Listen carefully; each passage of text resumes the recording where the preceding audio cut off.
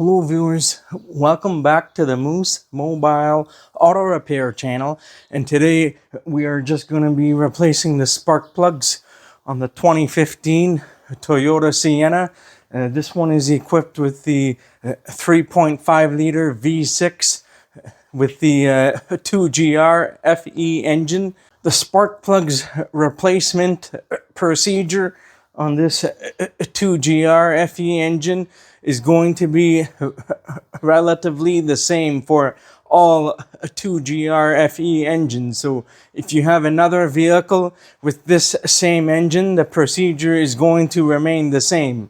Now, this vehicle is approaching close to 192,000 kilometers, and that's what the service interval calls for on the Iridium long life spark plugs, according to the Toyota's factory service interval. And now on this particular model, you will need to remove the COWL on top in order to get access to the rear of the rear bank of the spark plugs. On this vehicle, to access the front is very easy, but the hardest part is accessing the rear. The three plugs in the back are a lot more difficult to get to because the intake manifold is covering up the ignition coils and the spark plugs area. So you'll need to remove the intake in order to access the rear plugs. So anyhow, I'm just going to show you on what parts you will be needing in order to be doing this job. And then later I'm going to show you on what tools you need as I'm doing the job during the video. So I have the mobile work stand here. So I have the intake gaskets. It comes with the lower and the upper intake gaskets. So you just need the upper, the intake plenum gasket. Three of the blue ones here. The black one is for the lower. We're not doing that. We're just replacing the plenum gaskets, the upper. This is by Felpro, and the part number is right here, MS96790. And then I have 6 individual spark plugs. I decided to use the NGK Ruthenium HX spark plugs. These are, they say it's a ultra high ignitability spark plugs. This is like more of a higher end, top quality spark plugs. It gives you a better burn compared to the original Denso long life spark plugs. It's a bit more expensive than the original plugs that came with this vehicle. So it's up to you if you want to use this or not. This one comes with the Iridium long life spark plug, so there's no issues if you want to use the Iridium spark plugs. That's fine as well. This one is the Ruthenium. This is a newer, somewhat newer technology that came out some years ago. It has been around for some time now. So this has a higher heat range for the spark plug, so it's able to withstand more heat and gives you a better spark. So I have 6 individual spark plugs. So the part number is by NGK LFR6AHX-S. So some of the tools I'll be using for the spark plug chain, just make sure you have a 5/8 spark plug socket. And you'll just be needing like some basic tools like a 3/8 ratchet and some extensions and stuff. And maybe like a 12 and 14 millimeter deep socket and shallow sockets. And I also have a quarter inch ratchet to get into some tight spaces. And I also have some the spark plug gap checker tools, but you don't really need these to do the job. Now, typically these days, I don't like to check the gap on the new spark plugs, because often that if you try to use the ramp style spark plug a checker tool, there's a special coating that's on the tip of the spark plug. So if you use that tool, it's possible to damage the coating that's on top there. So it's probably best to not use it. Just you can do a visual inspection just to make sure that the gap looks relatively okay. You can check the old plugs and just compare with the new plugs just to make sure.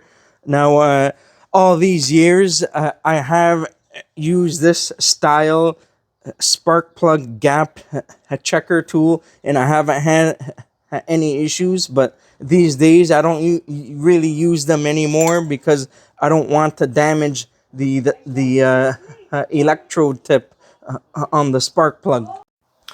And one other thing, I printed out the torque specs for the intake manifold. So you will be needing this. I will be talking about this later in the video. So on this model, the cowl has to be taken off. On some other previous and other models, you don't need to take off the cowl on some of them. So on this particular one, the cowl has to come off, but on the other models, you don't have to take it off if you're able to reach from behind to get the manifold off. So the first thing we have to do is to take off the wiper arm so we can get access to this. So on this particular windshield, if you have the original windshield, I think there will be a mark on where you need to line up the wipers. So I see the two dots here. So I'm just gonna use that as a reference point. So when I take off the wipers, I know on where to put them back. And now I know on the original Toyota windshields, they'll have a mark somewhere. I'm not sure if these are marks that I have put in the past or not, but usually there will be a mark somewhere on the windshield to line up the wipers. If not, you can use like a paint pen or like a whiteout to put a small mark on each side, so you know on where to line up the wipers afterwards. So we're going to remove the protective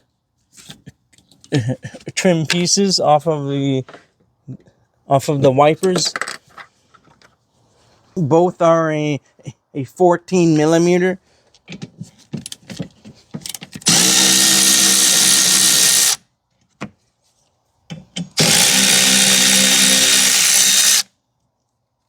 Now, in order to get these off, usually you just need to push down, and then you should be able to get them off easily.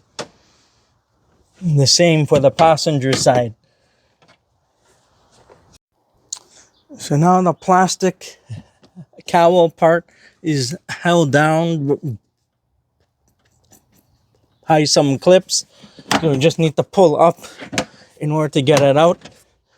And then on both sides, the passenger and the driver's side, you need to pull up on the trim back here to get it off.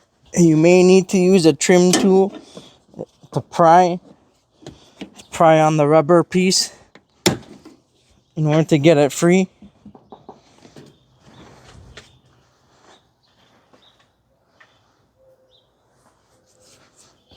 And the same on the passenger side.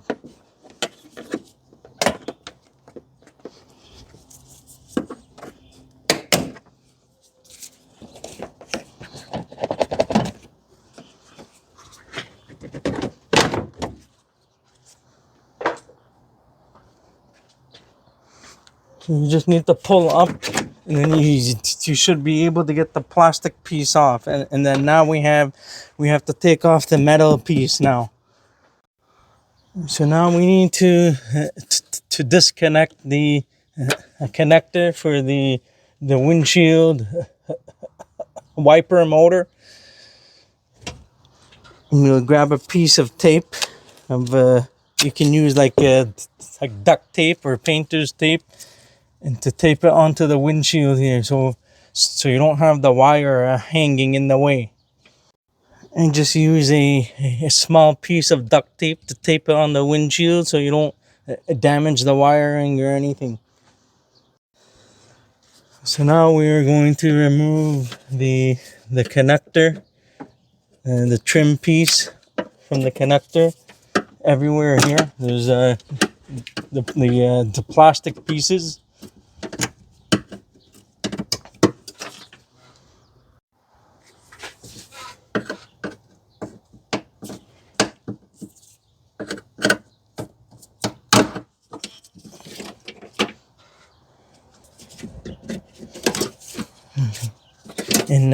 And disconnect the connector for the other part of the windshield wiper motor. And we're able to put the wiring in the corner somewhere.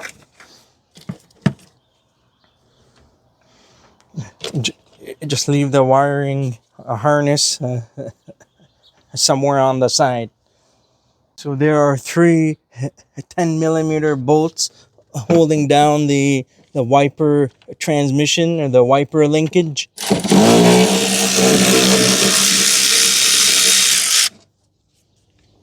One here, one here.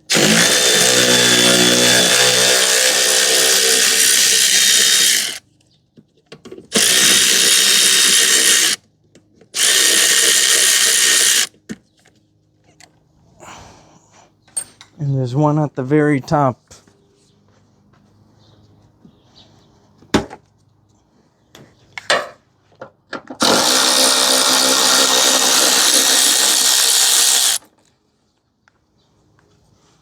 And after, you should be able to slide this out, being careful to not damage the windshield. Otherwise, it's possible to crack it. So make sure you don't hit the windshield. And carefully just get it out of the way. There's a piece of rubber over here that sits inside. And now there are a bunch of 10mm bolts that we need to take out. And then there are 2 nuts on each side for the strut that we have to take out. So first we are going to take out the 10mm bolts.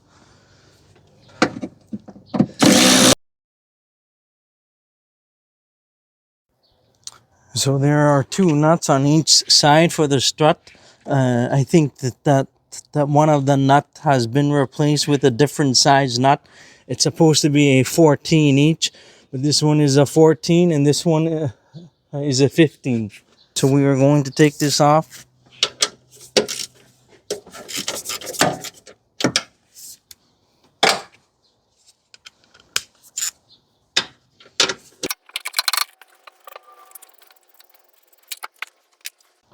And the other side is the same exact thing.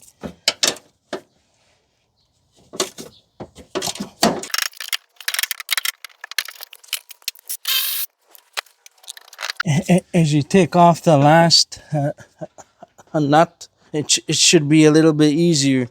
So as soon as you take off the last nut, you should be able to get the COWL off.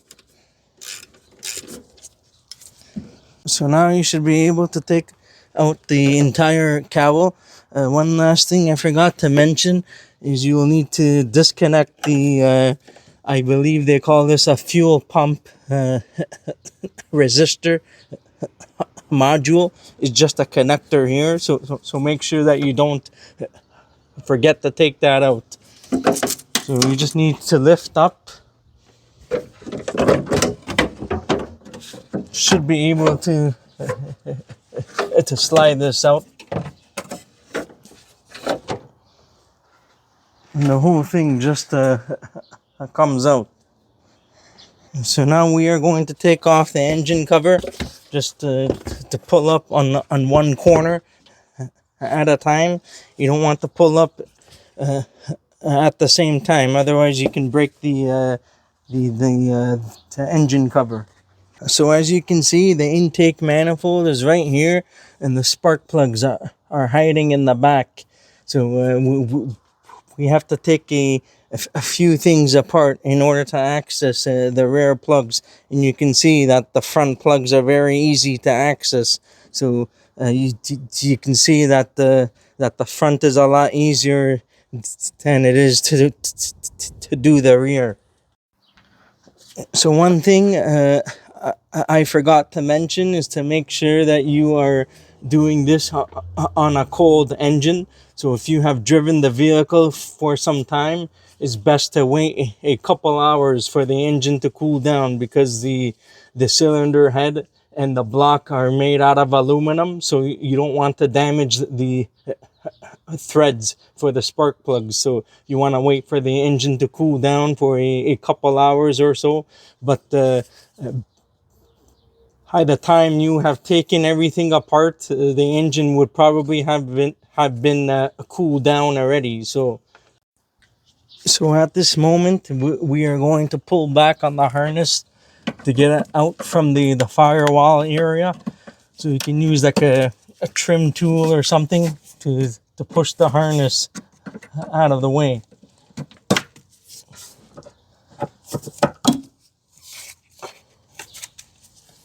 And just put this on top so it's not obstructing in the way.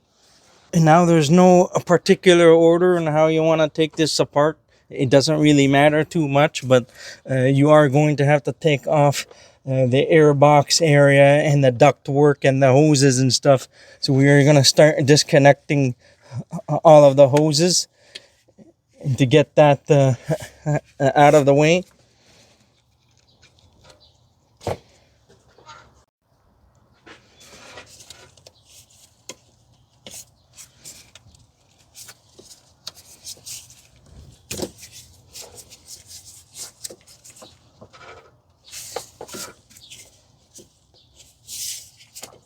I'm just going to leave this on there.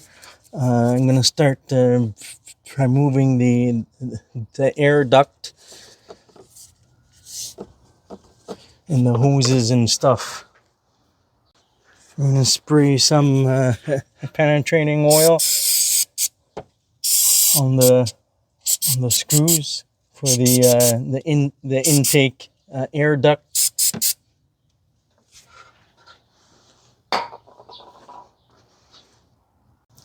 We're going to undo the screws now. I don't know if they are going to be cooperating or not. This one is very stiff and rusted. On this vehicle, we have a little bit of some like rusted bolts, so we have to see if they are going to be cooperating or not.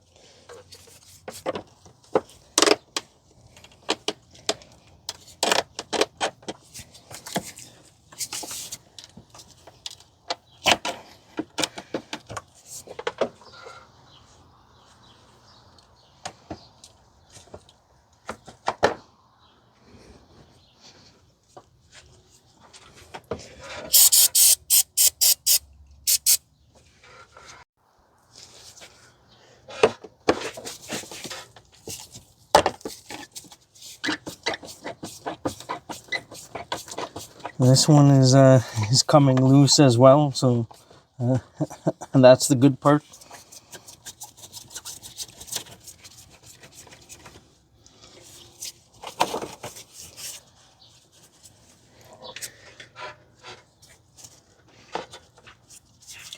We have the mass airflow sensor.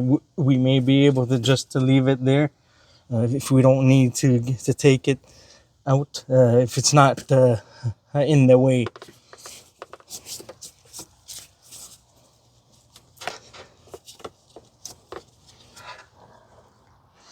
This hose for the air box.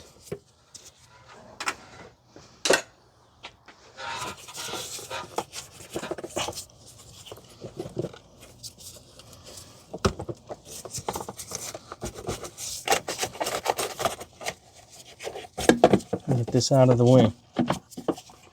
Just make sure that you note the orientation of this before you take it out.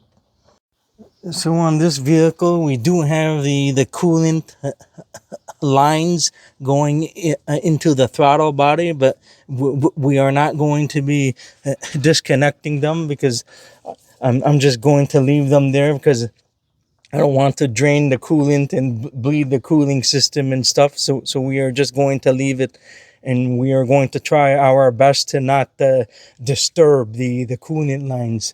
So what's next? You have to disconnect the connector for the throttle body. It's one clip, and you should be able to get it out. It's just a clip in the back.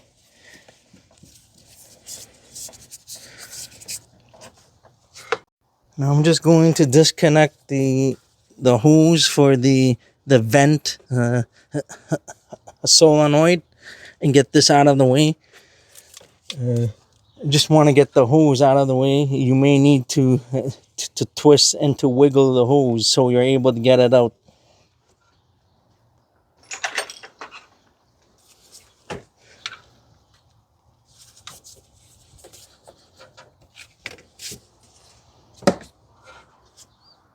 We need to remove the evap line where the intake is over here and try to get it out. Just make sure you're very careful, because this piece can break off if the plastic is too brittle. So I'm grabbing some light because it's getting a little dark in here. I'm taking note of the hose that's in the back of the intake. I'm just going to leave it there for now, and we'll see if I need to take that off or not. We are going to proceed to the passenger side area and disconnect some connectors. So there are some connectors here, one for the intake runner control or actuator. So we are going to take that out.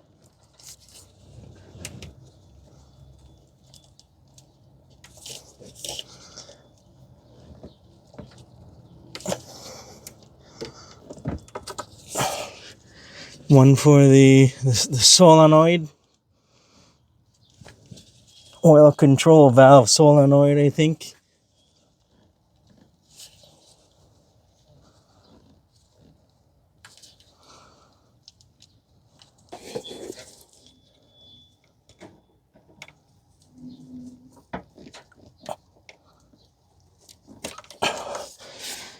These connectors haven't been taken off before, so they can be really difficult to take off.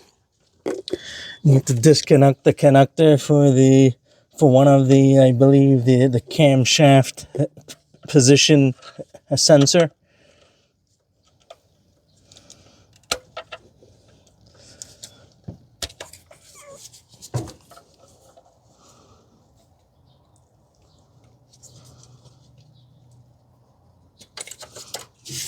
And get that out of the way. There's one more for the actuator. It's hiding in the corner, so we have to take that off as well.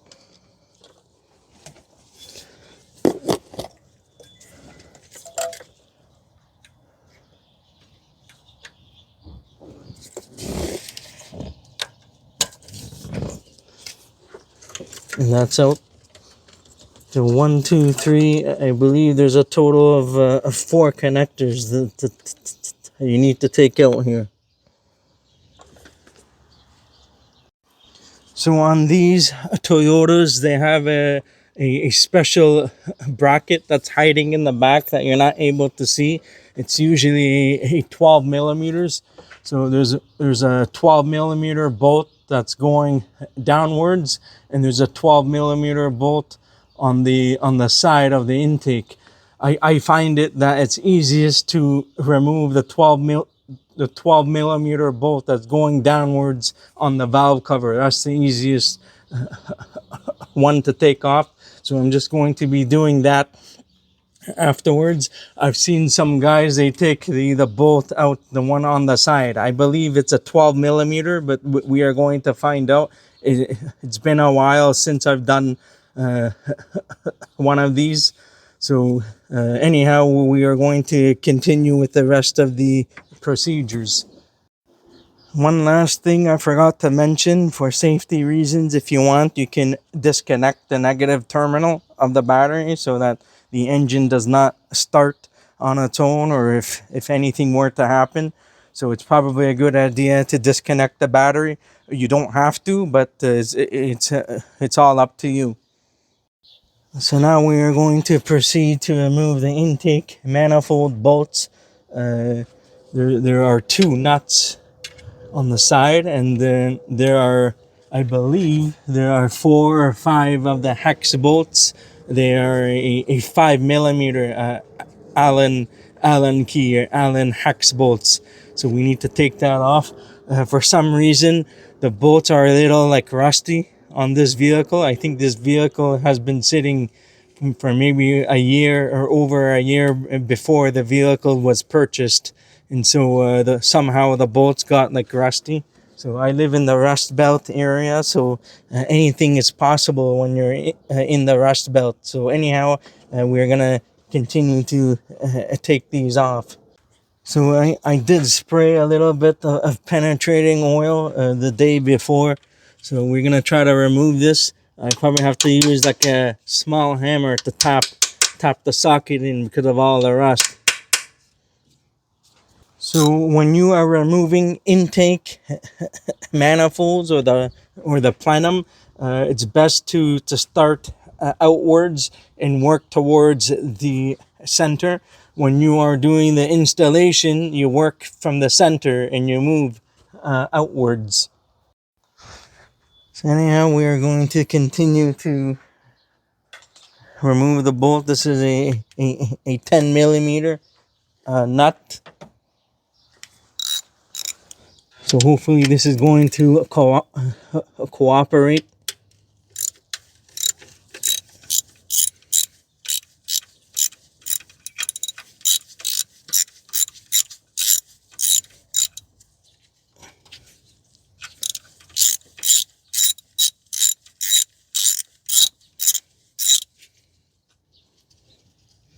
This is coming out all at the same time along with the stud, but that's okay. That's not a big deal. And now we're gonna do the other end over here.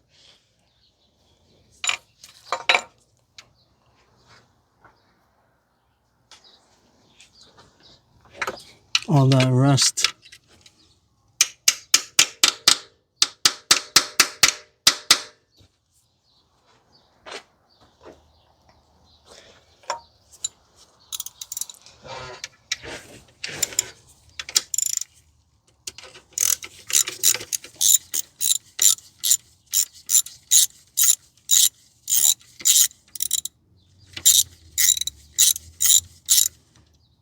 The nuts are usually supposed to come, it's supposed to come by itself and not together with the stud, but because it's like rusty and stuck together, they're coming out in one piece. It's not a big deal. This is just to help to line up the intake when you're doing the installation. So now I'm going to be using a 6-inch, I believe, long 5 millimeter Allen key, hex key.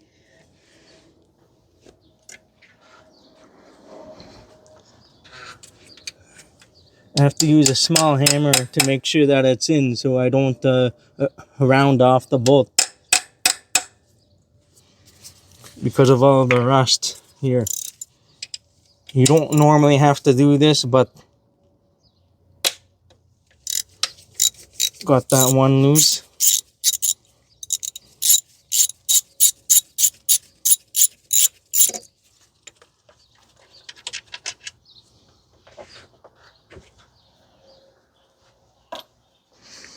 I'm going to continue with the other ones in the back. The one in the back are the hardest one to do.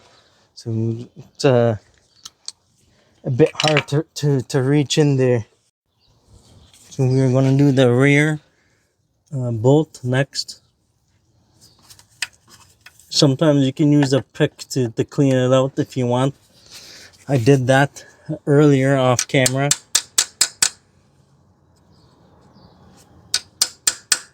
This is not exactly cooperating, unfortunately.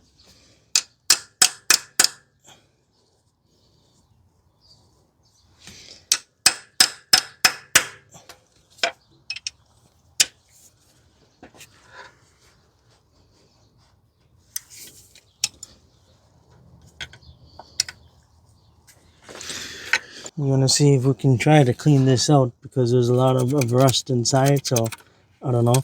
I had to stop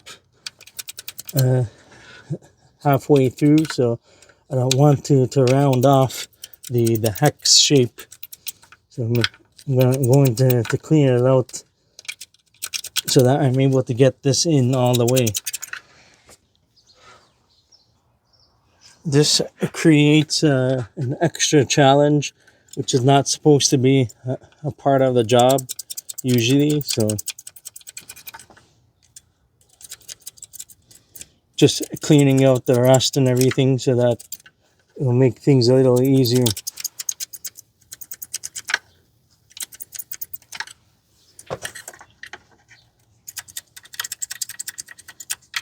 Spray a little bit of brake cleaner in there to clean it up.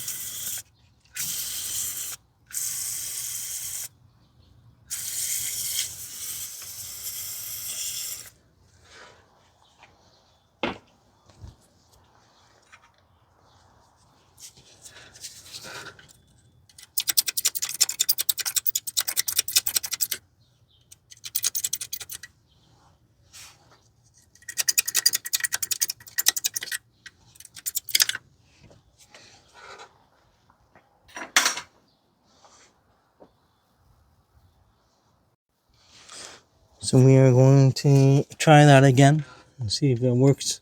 If it works for us.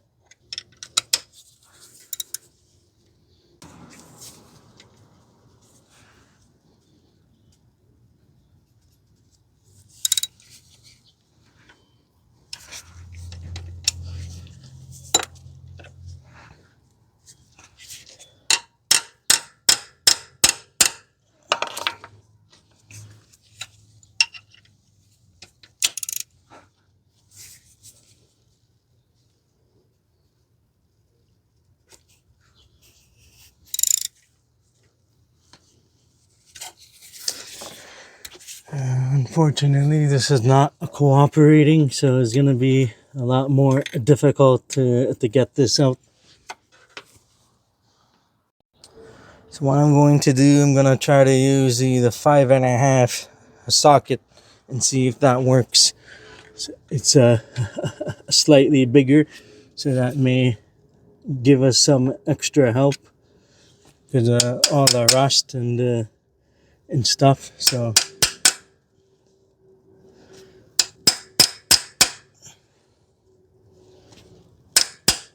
because the 5mm is not working on this one because it slips. And we're gonna see if this comes out. I feel like there's something seized in there, so I don't know. I'm using a regular 5mm. The inside of the hex looks like it's broken now inside, so I might have to replace it with a different size bolt. So I have to see.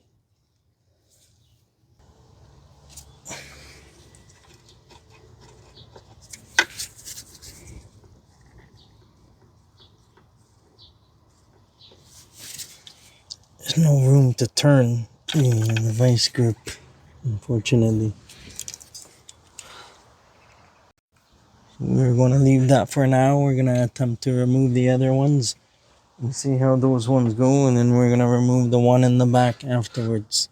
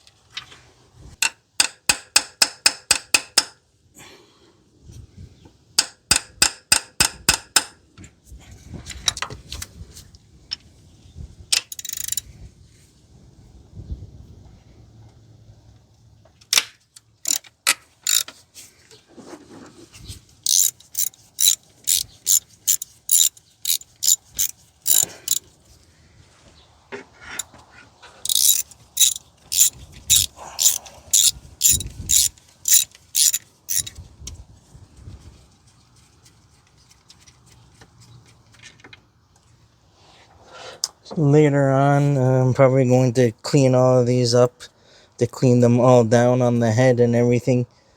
Make sure there's no rust. I still have to get the other ones out.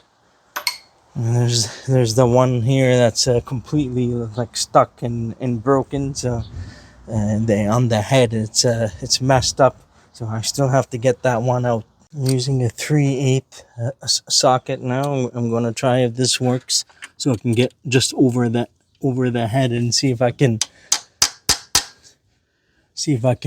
crack that loose.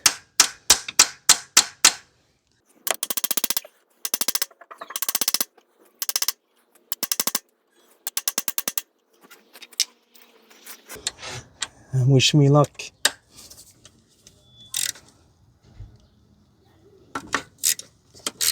Oh, it's out.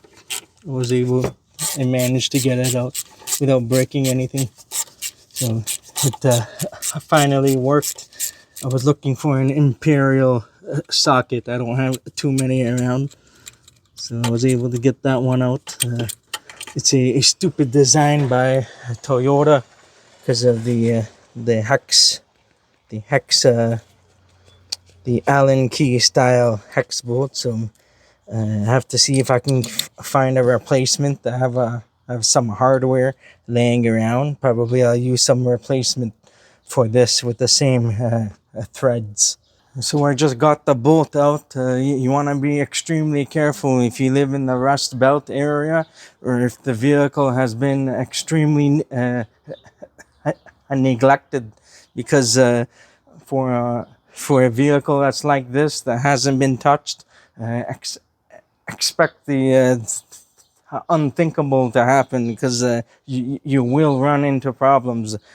Jobs don't normally go smoothly like as usual, so you expect to run into some issues, because Toyota has a stupid design with the 5mm Allen key bolts. It's very easy to strip and to round off those bolts. So I won't be able to show everything on camera, but you can see the intake manifold stay bolt. They call it a stay bracket or bolt. You can see the 12mm bolt hiding behind there on the valve cover. So I'm going to get that one off so that I'm able to remove the intake out. There's also a 12mm on the side, but I'm just going to leave it. So we're going to take that one off. I won't be able to show that on camera because there's not much room. So I just got the bolt loose off camera. I'm using a 1/4-inch ratchet and a shallow 12mm socket. You can use an extension if you want, a small extension, but it's going to be a little bit difficult to get that bolt out, because the AC line is in the way. So you have to watch out for that. It's not very easy to access. The issue is that the ratchet gets in the way of the line sometimes, so you have to be careful to angle the ratchet perfectly on the head of the bolt. So I'm just gonna grab the socket out from here and the bolt.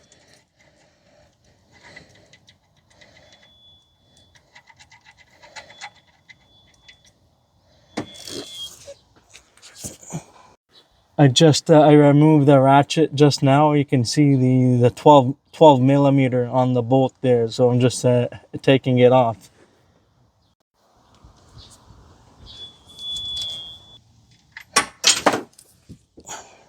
Drop the bolt in the socket all together. So I will get the bolt in the socket off afterwards. I'm just gonna remove the intake now. You should be able to get it loose.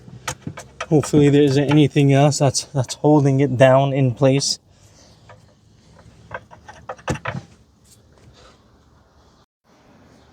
You don't want to force the intake off, so you want to see on what else is holding it down. There's probably a bracket or something that's still in there. I think there's a bracket underneath the throttle body still, so we have to take that out. So we're gonna take off the bracket from underneath. It may be hard to see from here.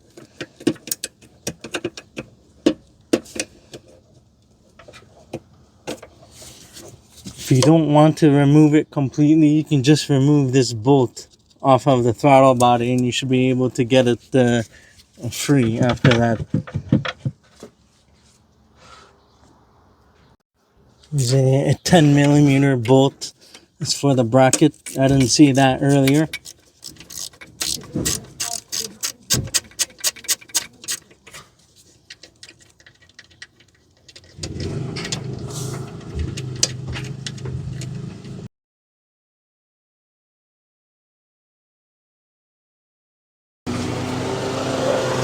The bolt is right here.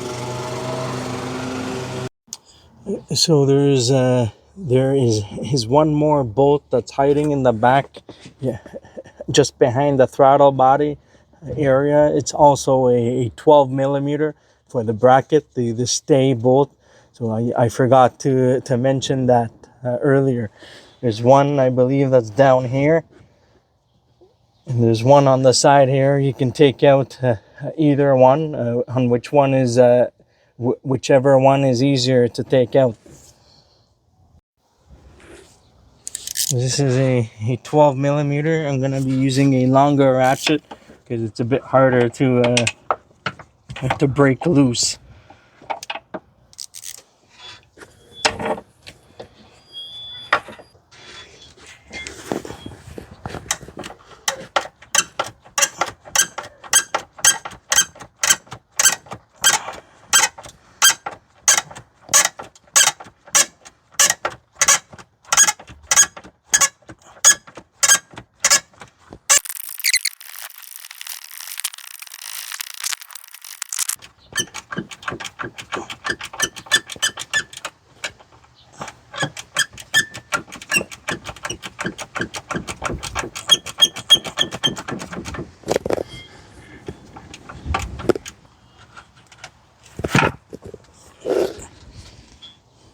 This is the stay bolt. It's a bit corroded and like rusted. I use a very long 1/4" ratchet and a 12mm a deep socket. So now you should be able to get the intake off. Now, hopefully, without too much trouble. Just to slide it out of the way if you can.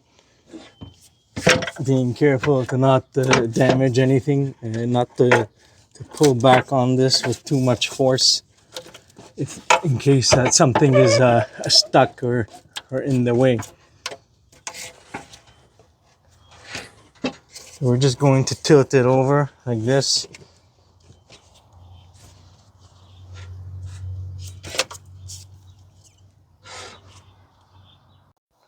One other thing I did not mention is the hose in the back. You want to put it in the same area as to where it was over here. Make sure you put this the PCV or intake hose exactly on where you found it. So I'm just going to cover up the intake port so nothing falls inside there.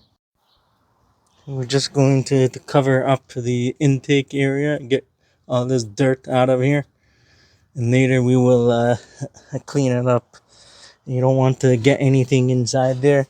In case you do, then you'll be in big trouble, especially that if one or more of the intake valves are open, you drop something in there, then you may not be able to get it out without pulling off the cylinder head. So you want to make sure that you cover this area up well. You can use either like duct tape to cover the ports or a piece of cloth or a rag or something, and you should be okay for the time being as you are working here. So this is the intake. You can see the intake gaskets.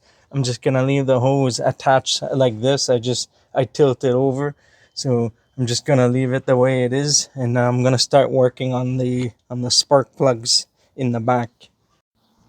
Now we're just gonna, because this vehicle is rusty, we're gonna spray a little bit of the penetrating oil. Just gonna remove the 10mm bolts and the nut, just to get access to the coil area, so I can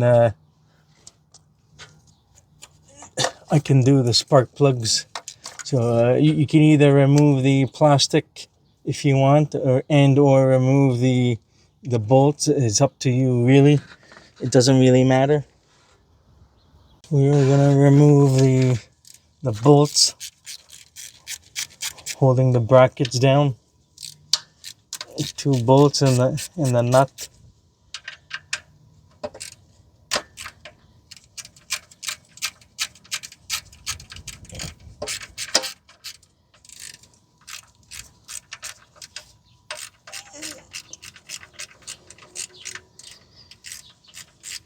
Now I know on some cars, when you remove the ignition coils, it could disturb the ignition coils, and sometimes after the job is done, it could cause a misfire on some cars. But I've never had a problem on these Toyotas. But in case you do, then if that were to happen, then you would have to remove the intake again to do the coils, in case if it's an ignition type of a misfire. Because I know on some vehicles, other vehicles, that if you disturb the coils, and then they somehow they fail afterwards, directly after you are done replacing the spark plugs. Taking the 2 bolts and the nut out. Get the harness out of the way. Should be able to get it free.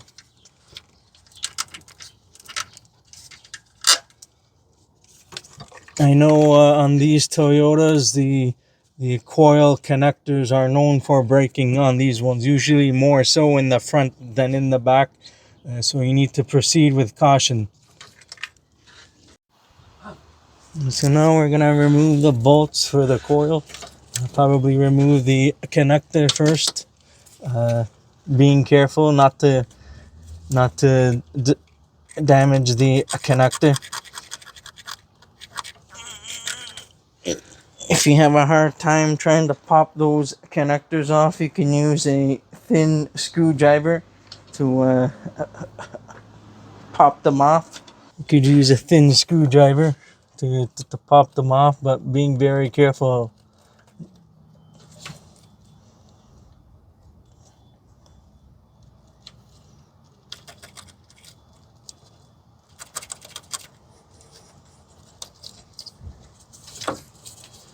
Do the same for the other ones.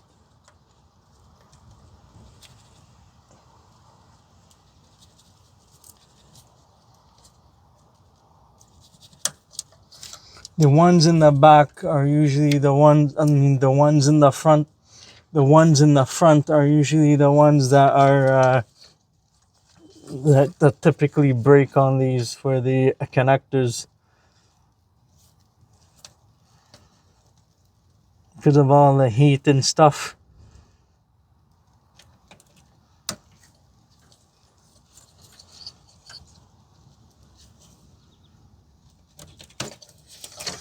That's out.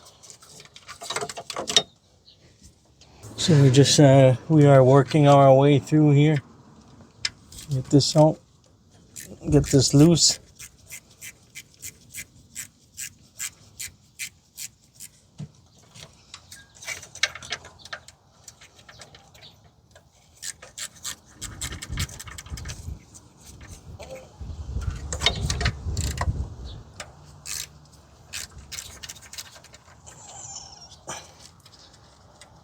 Get all of the 10mm bolts out.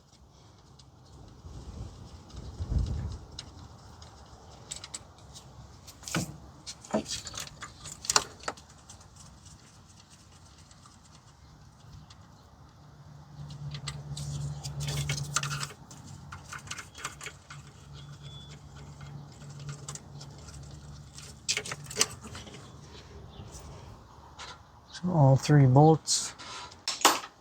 Now, removing the coils can be a challenge on these ones. Sometimes it'll be easy, sometimes it'll be difficult. So you need enough room just to get the coils out.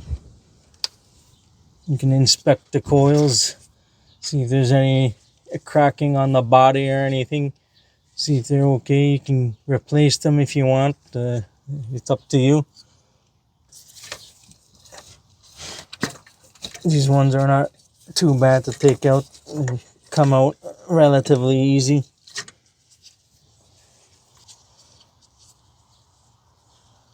Still has the original Toyota coil, of course. I don't think anybody has been in here before.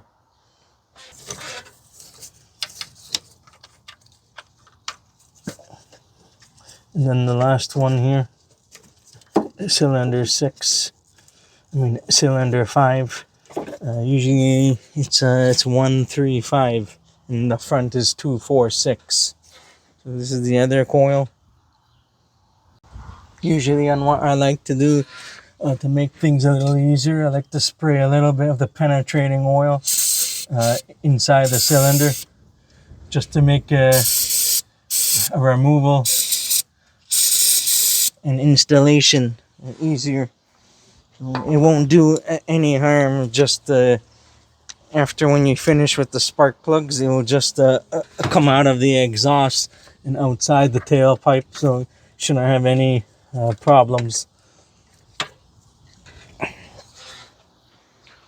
So now I may have to remove the piece here to give me some room. I want to make sure that nothing falls inside the cylinder for the spark plugs, so you need to be careful. So we're going to use a 5/8 socket and extension, see if I can get down there or not without too much trouble. So we're going to break this free.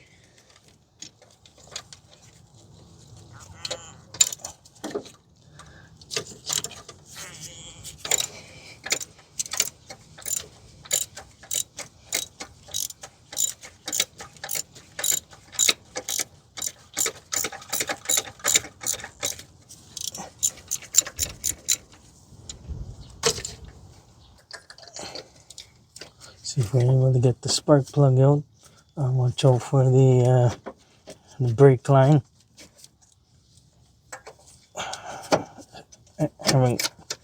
It's not all the way out yet.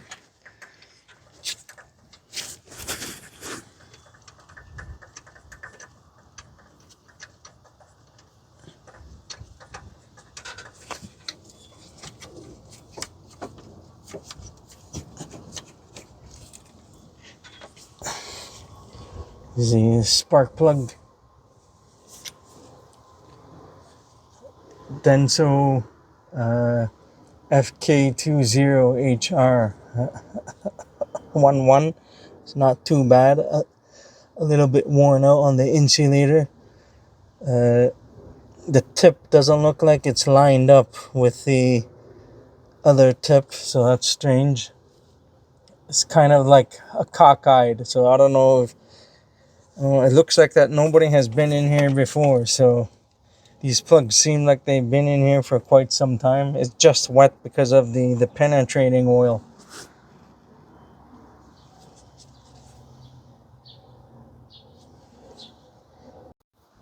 So compare the spark plug side to side, make sure everything is the same.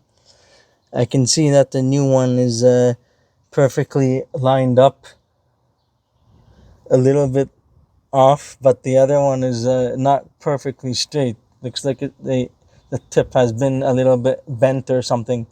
So make sure that the spark plug are the same length. Make sure that they are correct, because if they're not, then you'll have engine problems and or damage. So you have to make sure that you have the spark plugs the same exact size and length and everything. I've seen some spark plugs that I got in my past, and I was able to catch it without putting it in the engine. That one was slightly longer than the other, and it will still go in and fit. It's just that when the piston reaches close to top dead center, is gonna hit the piston, and the piston is gonna hit the spark plugs, and so it's gonna damage the engine. So you gotta make sure you put in the correct spark plug in. We're gonna continue to remove the other two spark plugs.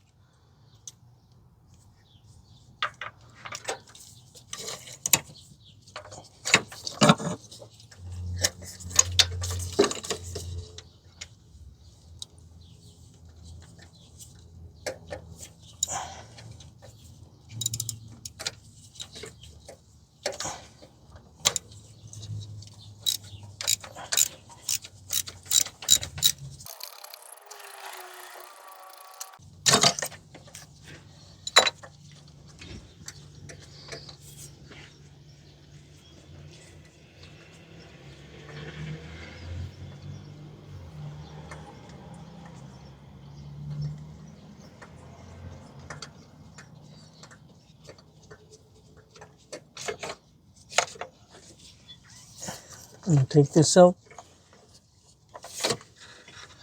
The other spark plug.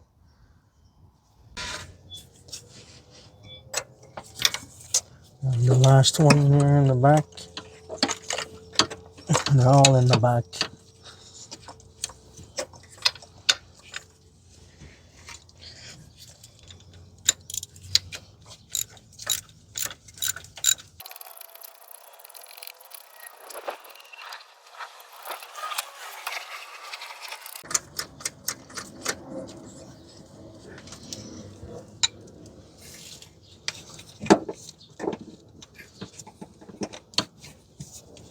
The other spark plug out now.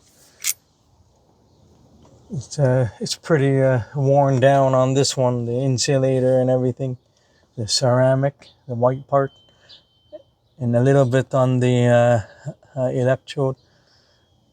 The tip on top is worn out quite a bit.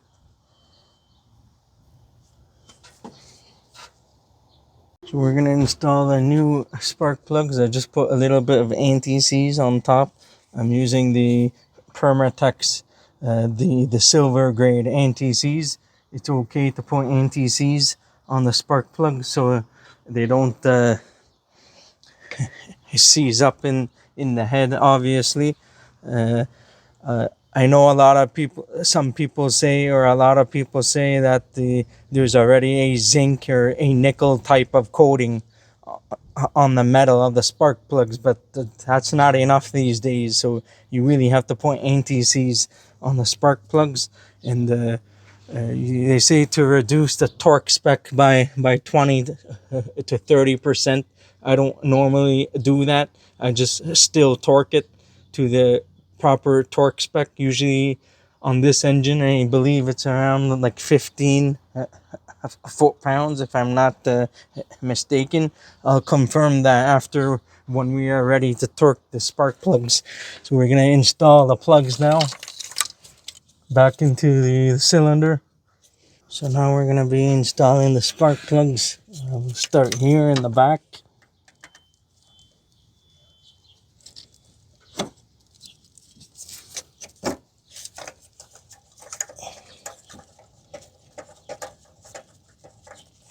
Just going to hand tighten everything first. And later we're going to torque it after. It's imperative to torque the spark plugs to the exact torque specification so that the washer seals against the combustion chamber. I'm just going to tighten up the. I'm just gonna tighten it up snug first before I torque it. So just a little bit, and then we'll bring the torque wrench out afterwards.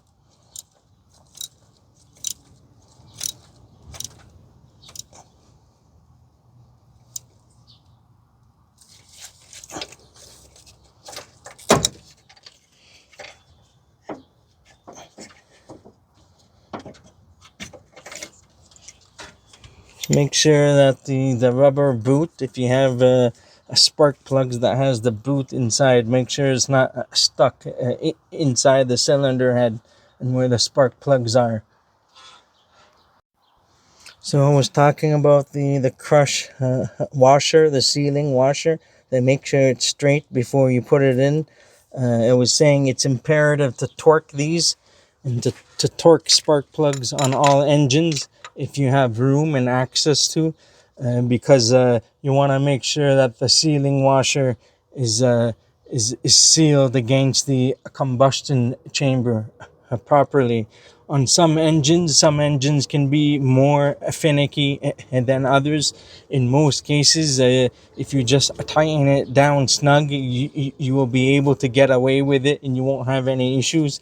But in some cases, you may have some problems in some rare circumstances. But I just like to torque the spark plugs just to make sure and to double check my work and make sure everything is okay. So we're gonna do the other cylinder now,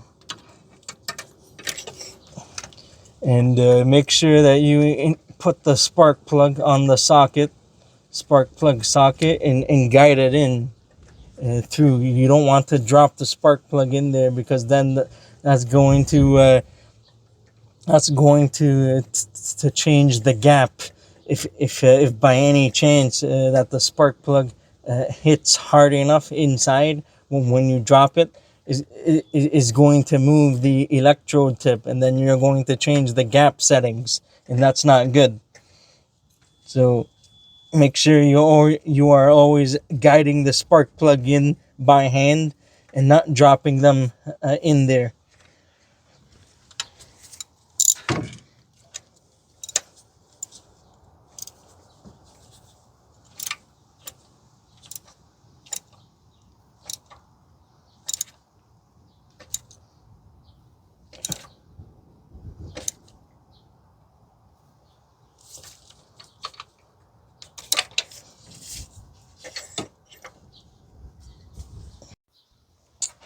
So the last one.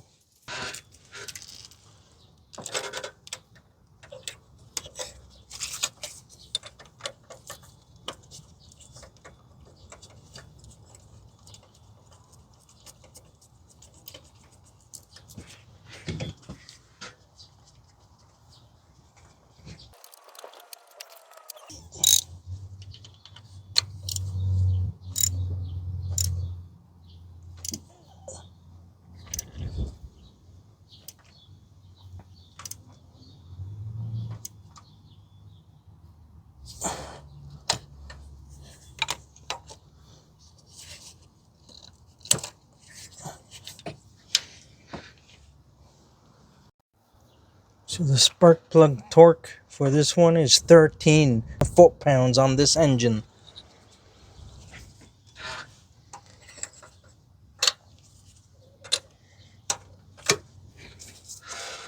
I'm just using a fancy electronic torque wrench. You don't need to use the same one like this. You can if you want, but it's not necessary. But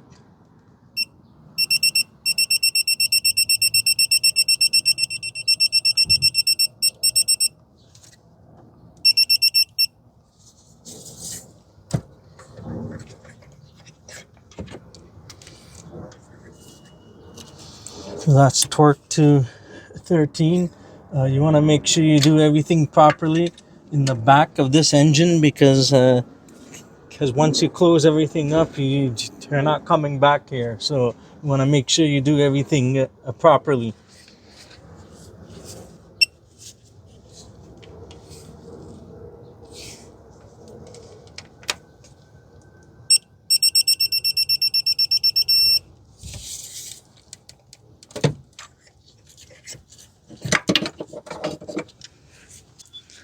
And then the last one.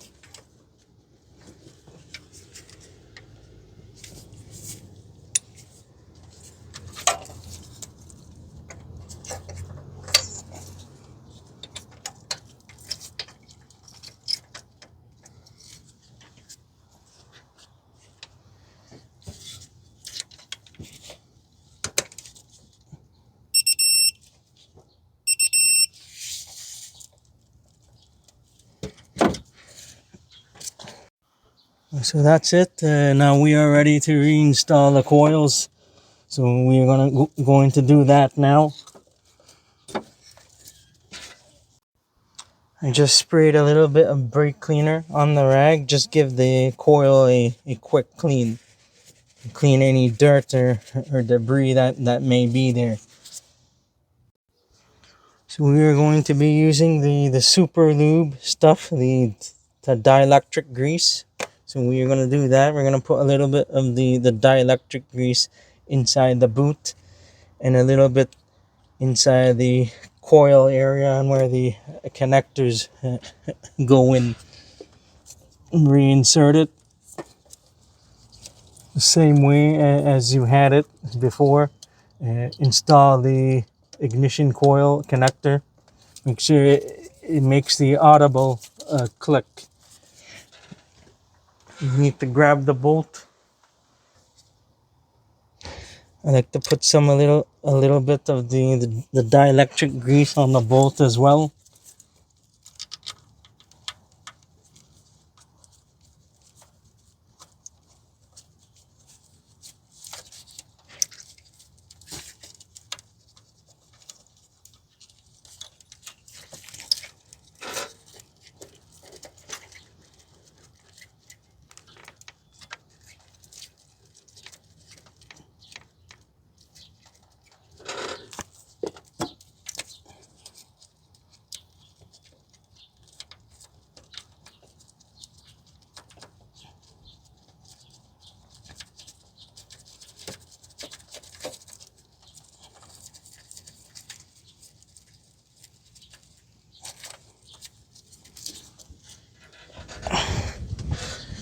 And just repeat the process for the other two coils.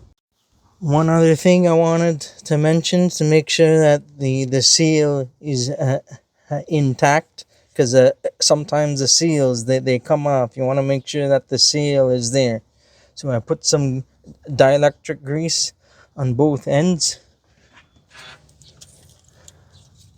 We're gonna install that. Install the connector.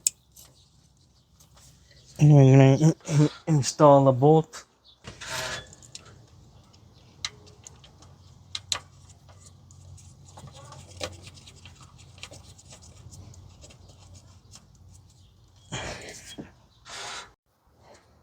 So we're gonna install the other coil.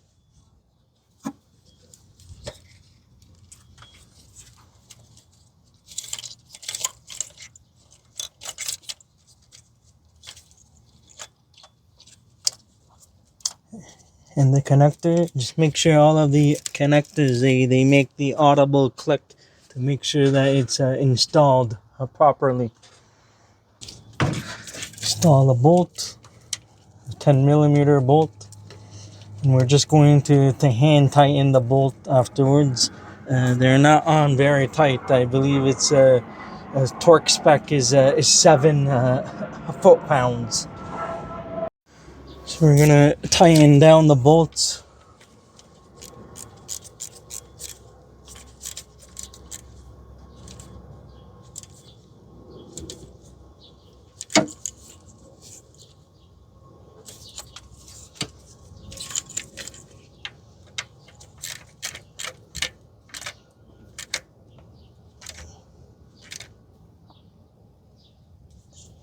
You don't need to tighten these down all that tight.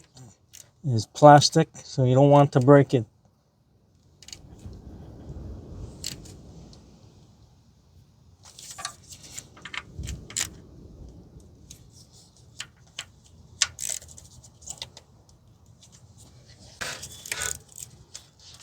Make sure everything is in, the connectors are in.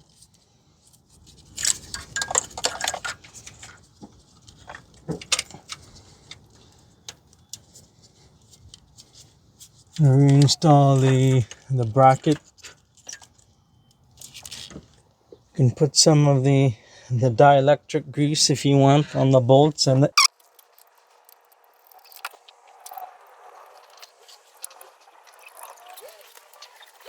tighten down the bolts and the nut. You just need to tighten them down snug and you're good.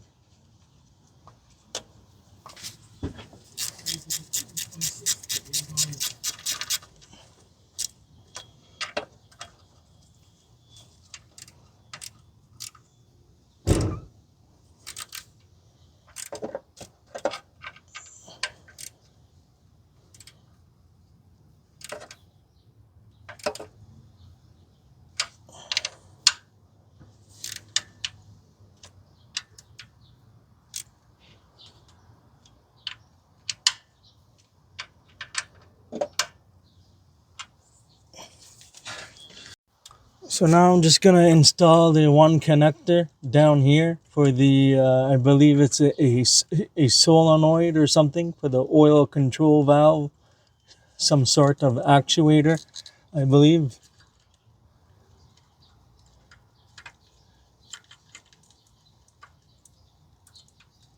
I'm just going to install it now so I don't need to worry about it later, otherwise I may forget.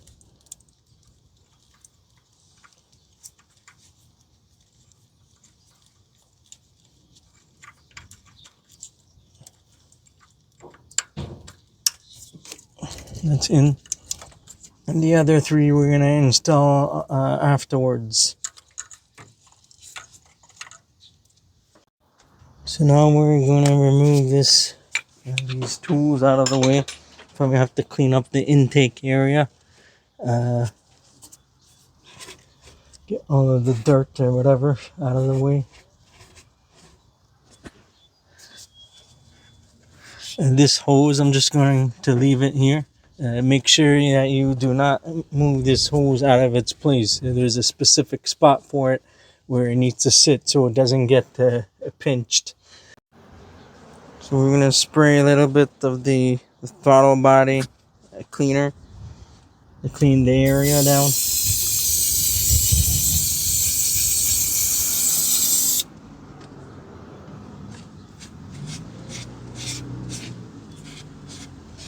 You don't want to spray too much, just enough to clean the area down.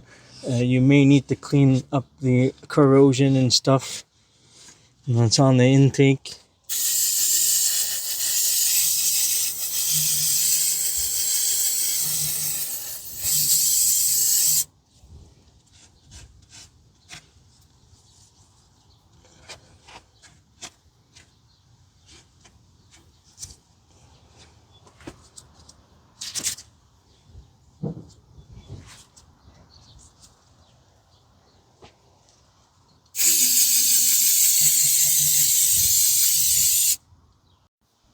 I'm going to be using the 3M Scotch-Brite sandpaper, which is safe for aluminum.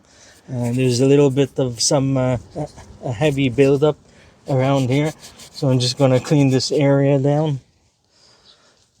It's going to be hard to avoid to get dirt inside there, but you have to try your best not to get dirt inside. So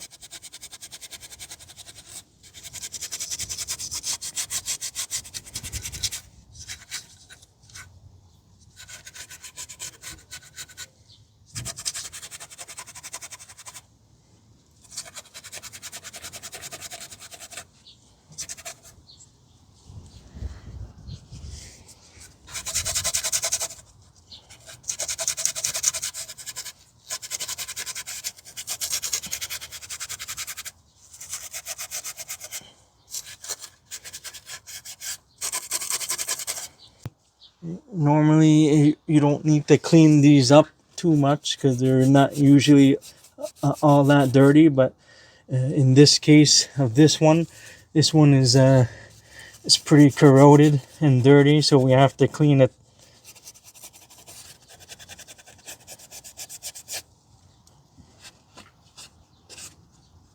So once you're done cleaning the intake area the best you can, we can proceed to the intake manifold or plenum and clean that up and to change the intake gaskets.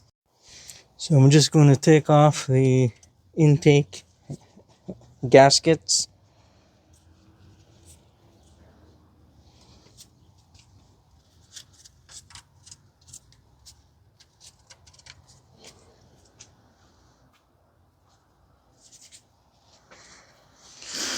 We're gonna give this a good clean.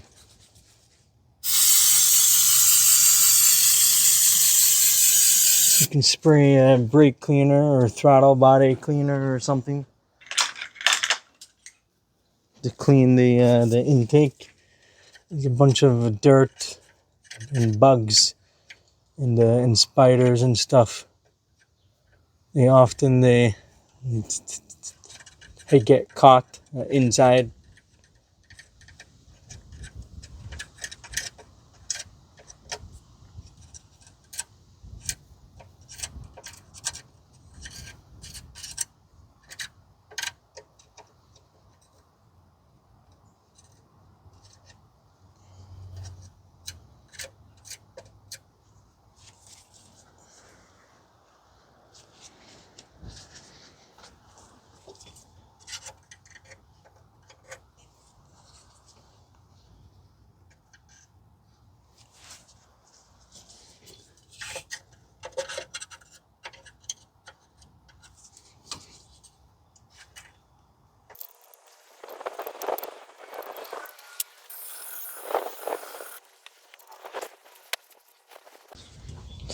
So we are just gonna clean the inside here and just to let this thing air dry afterwards. I may need to find a replacement bolt for the one that was rounded out.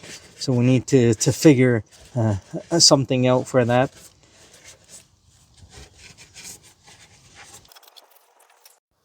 So we are gonna install the intake gaskets now. Just make sure that you line everything up on the outside of the edges here and make sure that they're installed properly. Earlier I forgot to mention you can use like a blow gun to blow any like leftover dirt or residue or any of the throttle or brake cleaner that may be left over inside, I guess, inside the valleys here. So just make sure that everything is cleaned out properly before you do the installation.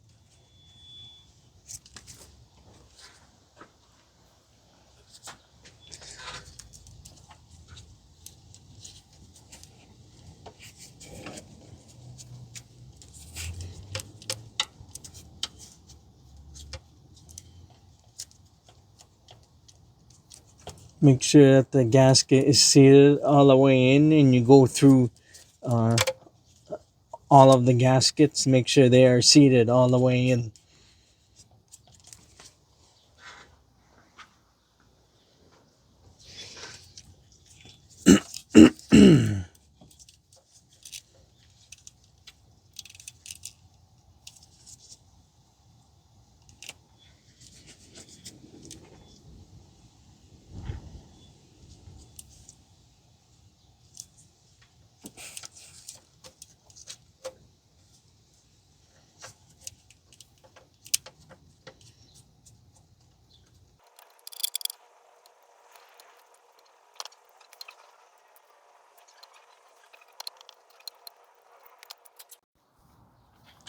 So once you have double checked your work and everything is all tight, then you should be all good to go to install the intake now.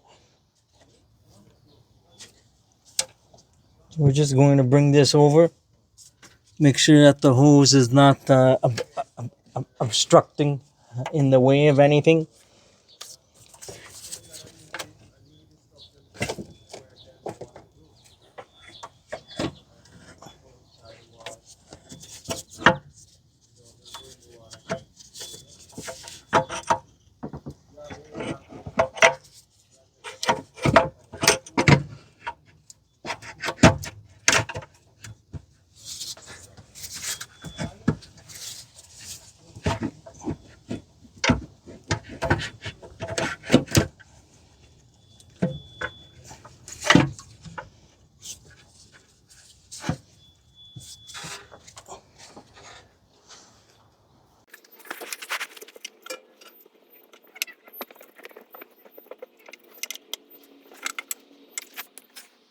So one thing that I wanted to mention is that this hose came off, so don't forget to put it back.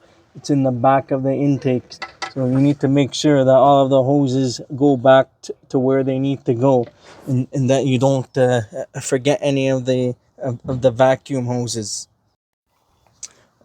So off camera, I installed both of the stay bracket bolts. So I installed the one in the back here and the one in the back here. Both are 12 millimeters. You have to make sure that when you install these bolts to keep them on loose, do not tighten them yet, because the manifold has to move. So you need to make sure that you install this one and install the other one here in the back before you tighten them up. Otherwise, you won't be able to get them in. So make sure that you have both of the rear bolts installed for the bracket, or the manifold stay bracket. Make sure both bolts are installed somewhat hand tight, like a few threads or so, and also install all of these bolts in as well, but don't tighten everything down yet. And so once you have everything in, you can tighten the two bolts in the back, and then you can proceed to tighten up the intake manifold bolts. Now in this situation, I replaced all of the 5 millimeter Allen bolts. Instead of this, I'm going to be using the 10 millimeter bolt. They are the same length. This is an M6 by 1 bolt. It's the same exact length. It has a 10.9 grade on it, so it should be okay to use. The threads don't run all the way. I could make extra threads if I want, but the threads do not need to go all the way down, because the intake is taking up all of the room, so you don't need to manually make new threads here. So once again, this is a M6 by 1 by 30 bolt. It's a 30 millimeter length bolt. So this is the style bolt that you need to use in place of this. I don't want to use this because in case in the future I want to get this off, I'm gonna have a hard time trying to get this off, like how I had a hard time earlier. So I've replaced this with 4 new bolts, 10 millimeter bolts. I'm just reusing the outside ones. I'm just reusing that, but I'm still going to follow the same torque spec and sequence. So now off camera, I tighten these uniformly, just trying to get it snug first before I proceed to torque them to spec. So usually you need to start in the center and work your way outwards. So I'm just hand tightening it until it's snug, and then I will start to torque them down.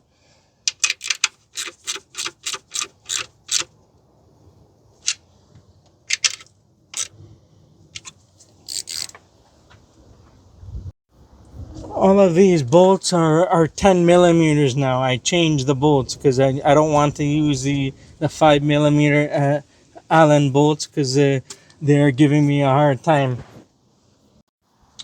So the torque spec here is the nuts, the outside nuts are 12 foot-pounds, and the bolts are 13 foot-pounds. It's imperative that you follow the torque specifications exactly as stated in the service manual. So we're gonna start here, 1, 2, 3, 4, and then 5, 6. So that's how we need to tighten it up. So we are going to tighten everything down to 12 foot-pounds first, and we're going to do the outside ones 13 foot-pounds. So I'm going to start at the bottom here.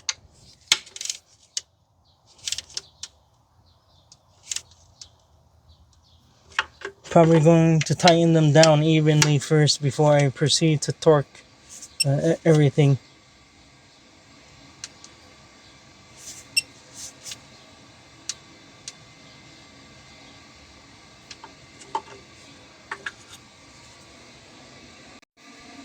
So I'm just going to use a smaller torque wrench. I'm using a 1/4 inch torque wrench. That's in inch pounds. So we're going to tighten this up to 12 foot-pounds.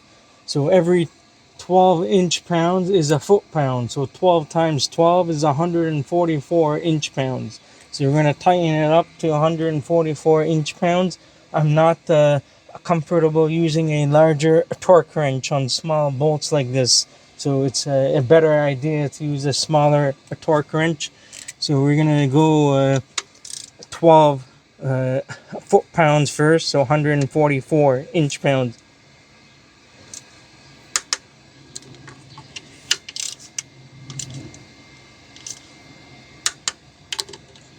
So 1, 2, 3,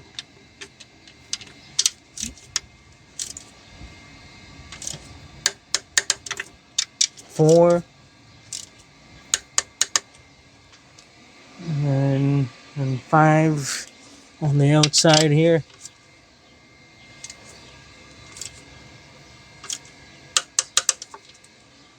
And over here. So we're gonna do the bolts again once more, because the bolts here are 13, the outside nuts are 12. So we're gonna go up again. 144 plus 12 is 156.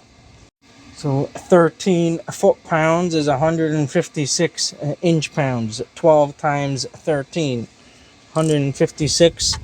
So we're gonna go through this again.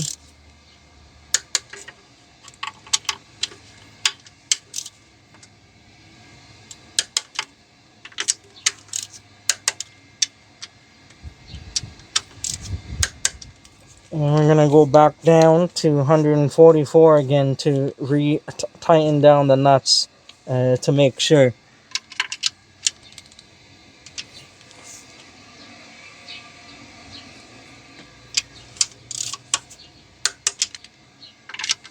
And that should be good now. So everything is torqued down properly. So what's left now? You just need to reinstall the connector and hoses. Just put everything all back the way it was, and then after we're finished, we are going to proceed to do the front.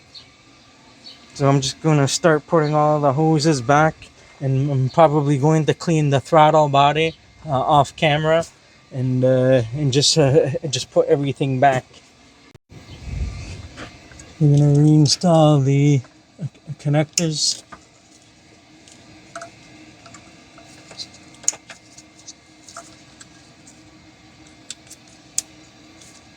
Make sure everything clicks. And there was the bottom one I installed here earlier.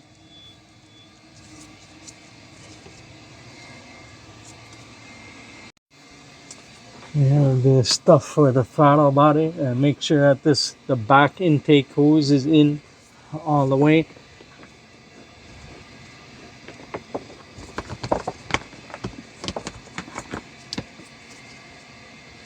We have the hoses for the, I believe the vent solenoid. So you need to put all of that back.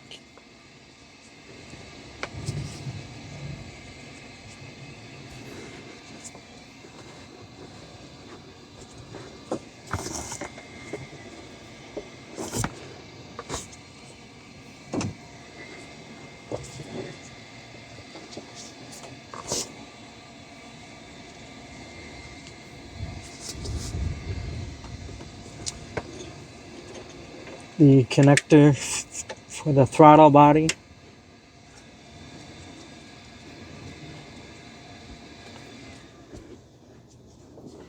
The vacuum hose, the intake,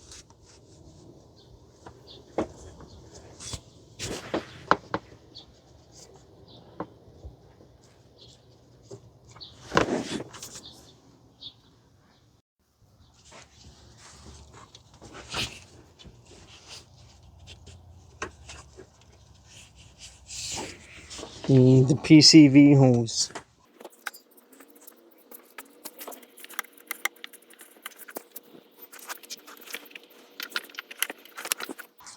You have the bolt for the throttle body bracket bolt. I don't think I was supposed to take that off earlier. You're supposed to leave that in there. This is it's part of the mounting bolt for the throttle body. I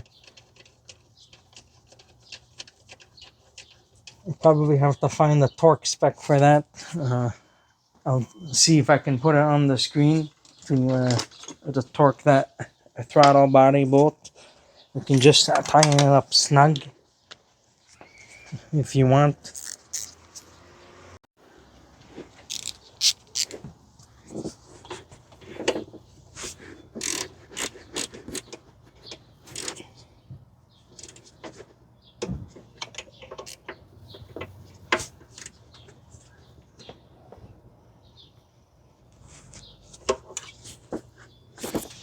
Now we're going to install the intake duct, the air duct.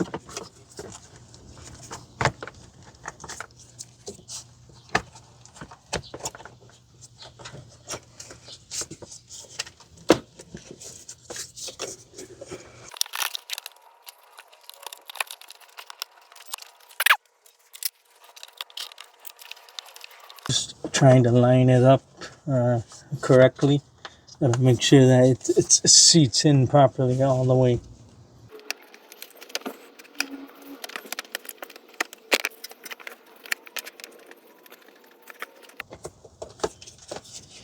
Usually I like to seat in the bottom first, so that way you know it's in 100%.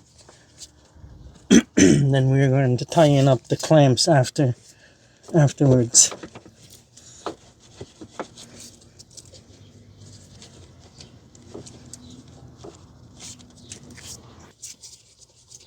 So I clean the throttle body off camera. You can use a throttle body cleaner and a rag and or a toothbrush, an old toothbrush that you don't use anymore, to clean the throttle plate and everything. And usually you can do a relearn for the idle, or you just drive the car normally, and it will relearn its idle on its own. Install the hose.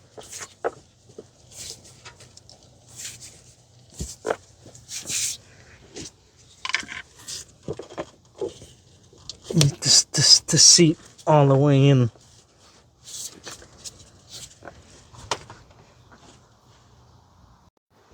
So if you need to adjust the air duct and then go ahead, you will need to loosen up the clamps again to readjust it. Now we're just going to put the wiring harness back into place.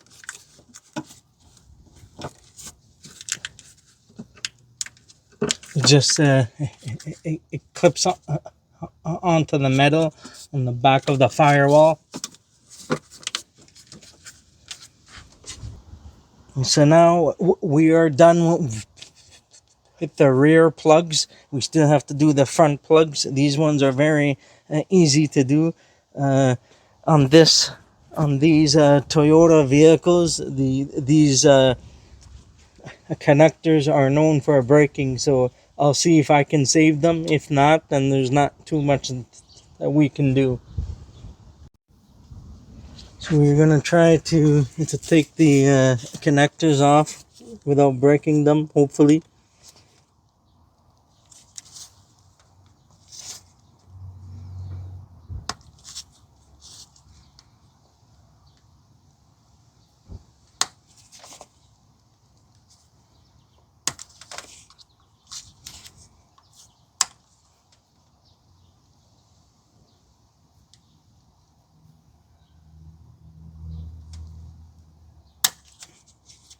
And it broke, of course.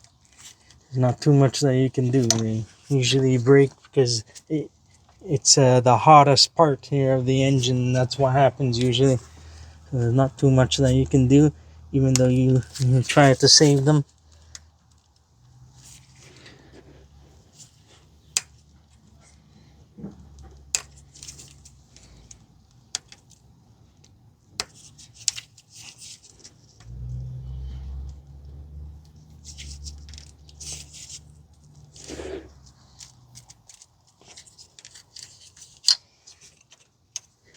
I saved that one. Hopefully it does not break afterwards.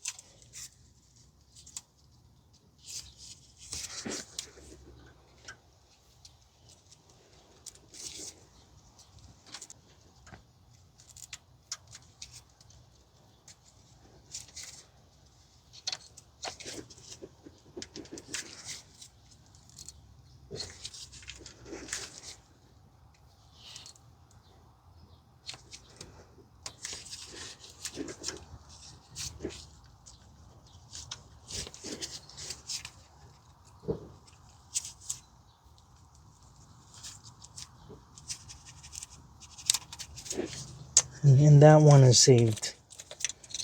So only this one here broke, so we'll see on what we can do for later. Most guys just put on a zip tie or something, and usually it should be okay for the most part. So we're going to loosen up the 10mm bolt.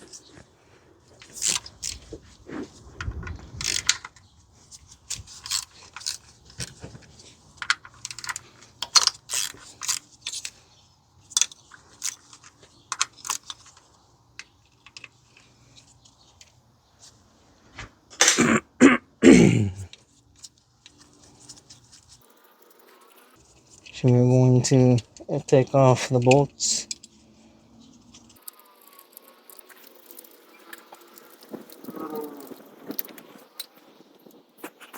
Should be able to take off the coils.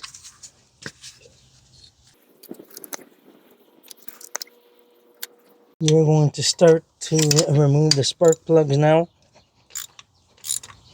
I usually like to spray some of the penetrating oil because it makes life a little easier. Should be okay on the engine. It won't damage the engine in any way.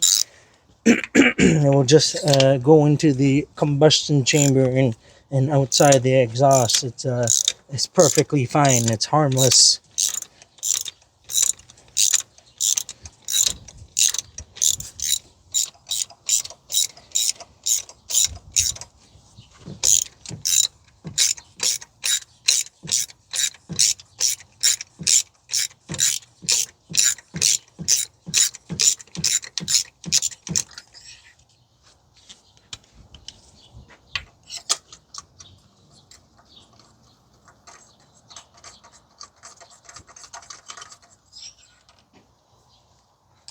These are what the front plugs are like. It's wet because I sprayed some of the penetrating oil.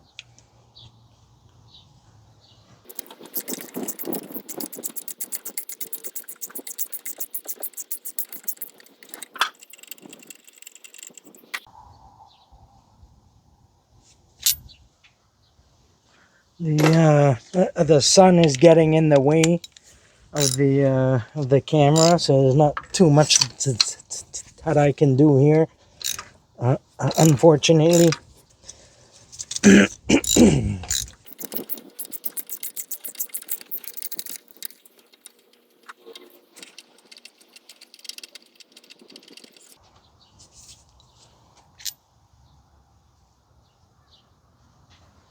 So we're going to proceed to install the new plugs now. It's just the same exact procedure as the one that's in the rear.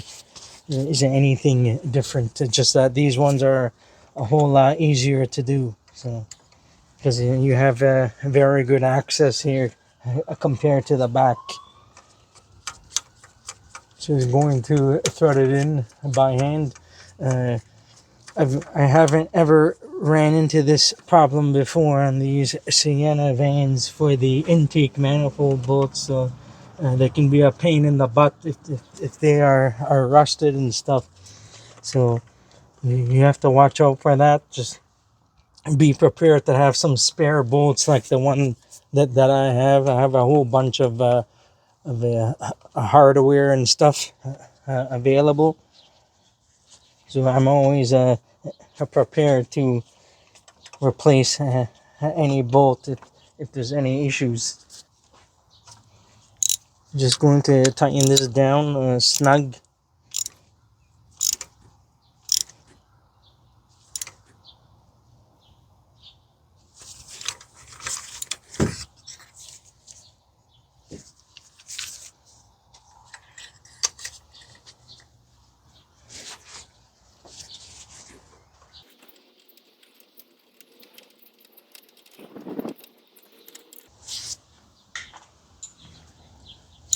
So I'm just going to tighten this up snug now.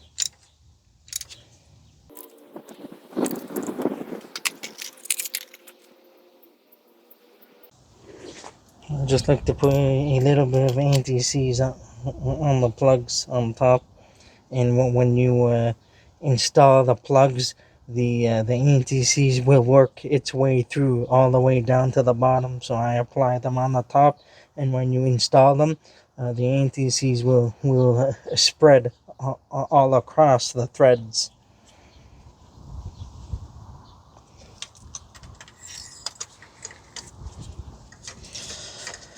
So we're just almost done. After I finish from here, I'm probably going to go on a time lapse to put the rest of the stuff back, a cowl and stuff.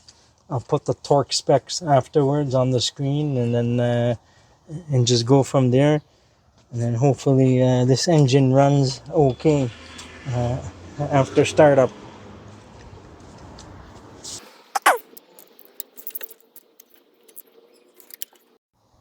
Torque spec is 13 foot-pounds on this.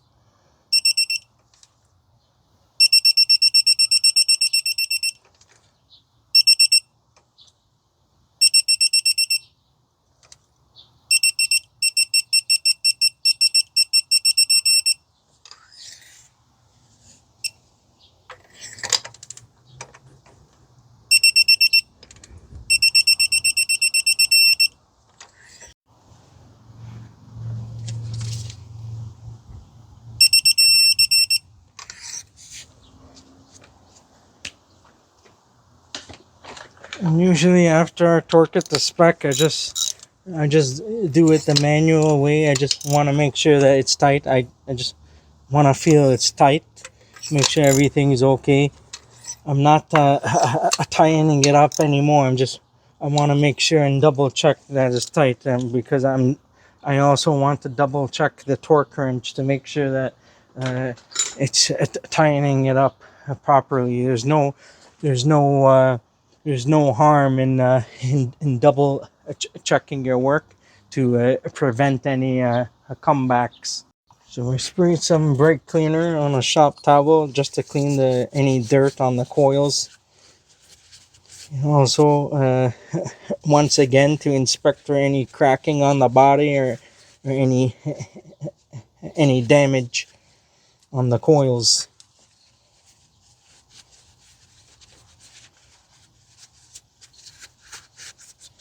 Also make sure that the seals are intact and not missing, because otherwise you'll have some issues there. So I'm just going to clean the coils and reinstall them. Apply some of the dielectric grease, and put some dielectric grease on both ends of the coil.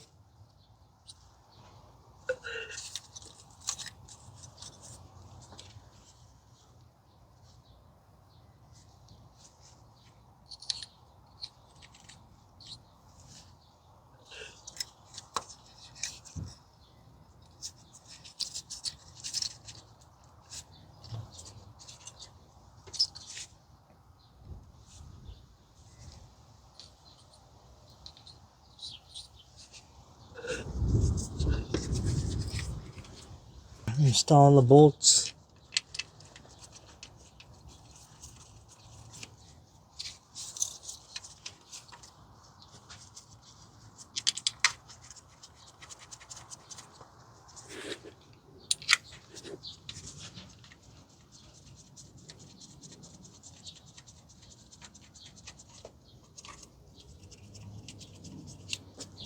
install the connector.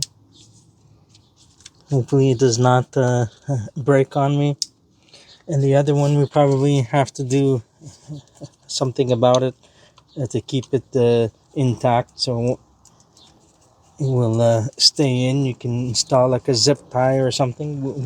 We will get back to this in just a moment.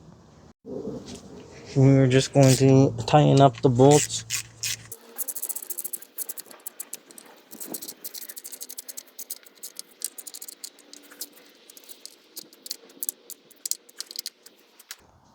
Make sure all the connectors are in and they clicked in. This one we probably have to figure something out.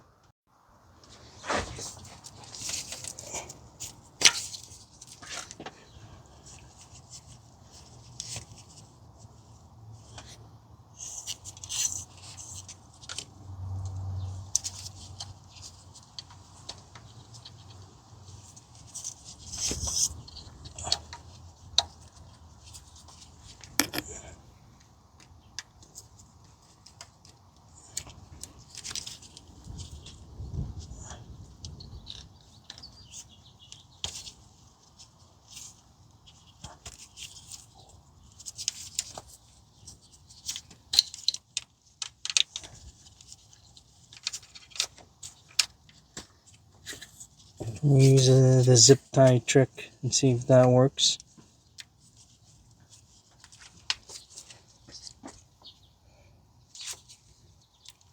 Maybe just cut it off from here to prevent it from coming out.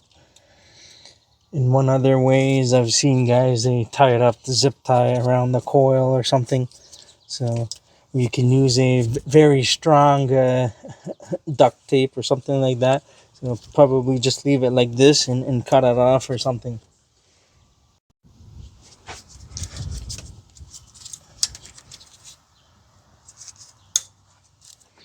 See if I cut it off. I don't know if that's gonna do anything, but that's gonna hold it in place, so it's not going to come off.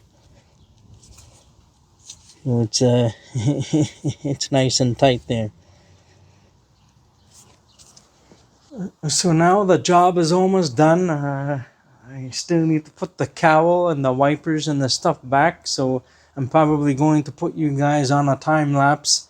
I want to speed things up here. Everything is done for the most part. Cross our fingers and hopefully this vehicle starts and there's no issues.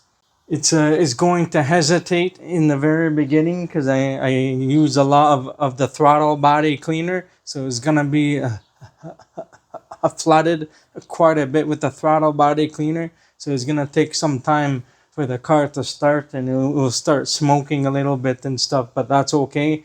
Hopefully that after the job is done, it's gonna be a better and a good running engine after that.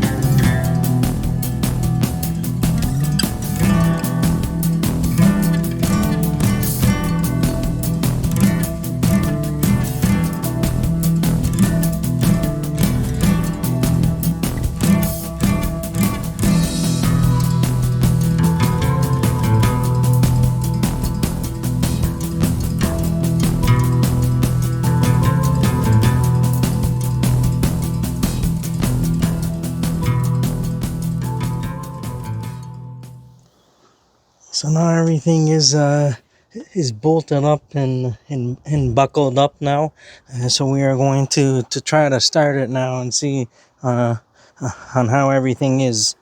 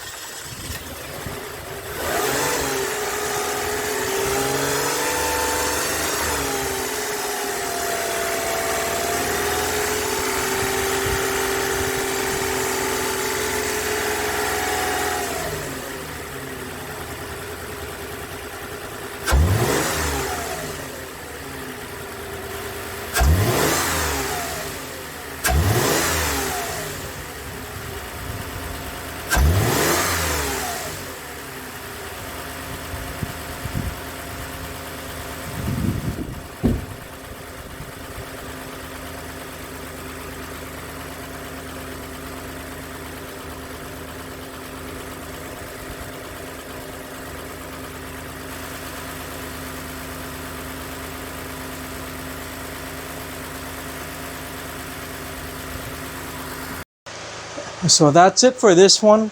Earlier I had the P0300 and P0301 all the way to 306 for all cylinders because I had too much of the cleaner inside the intake system, and because I cleaned the throttle body earlier, so it was causing the check engine light to flash, and so I had to clear the codes multiple times, and I had to go for a road test to clear the cleaner out, and now the engine is running fine now. At the very end, just verify that there are no more trouble codes stored in the computer.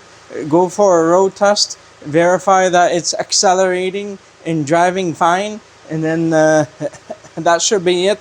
I already reinstalled the cover and everything, so all is good now. You may or may not need to do a throttle body relearn on the scan tool, or you may just be able to drive it as normal, and the computer will relearn the throttle position by itself.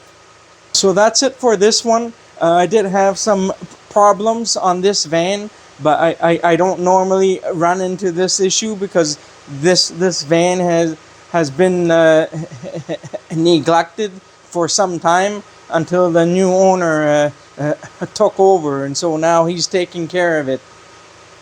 That's it for today. If you enjoyed this video and found it helpful, please don't forget to give it a like, and please consider subscribing to my channel if you're not already a subscriber, and please don't forget to hit that bell notification, and I'll see you guys next time. Have a good day and take care.